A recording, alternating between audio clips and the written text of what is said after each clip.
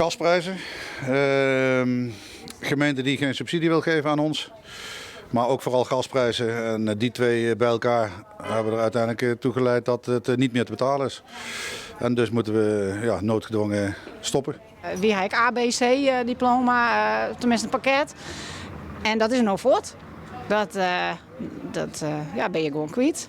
En ja, als het dan heel moeilijk gaat, dan is het voor die mensen een andere krap. Zeggen wij, zeg jeetje, hoe mag je het dan hebben? En wat extra is, want ik haal contact gewoon met beide zwembaden hier in de omgeving. Ze zitten vol. Dus hoe mag dat? Ja, wil je wel graag dat die een keer afzwemmen en dan houdt het nou in één keer op.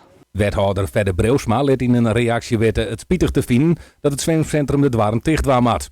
Het is wel een particuliere onderneming en de gemeente kan spietig genoeg dus net financieel bijspringen, al hoe graag het bij Soksek willen zoenen, zal dit hij weten. Ik heb alleen nog maar met de Rabobank contact, want daar moeten nog wat dingen afgehandeld worden. En ik sta zelf eigenlijk de mensen te woord vandaag. En ik moet je zeggen, vanmorgen de eerste groep, daar stond de helft van de mensen met de tranen in de ogen. En ik ook hoor, maar dat doet me dan wel wat. En ja, ze wilden al de gasrekening betalen, maar ik zei ja, daar gaan we het niet meer redden.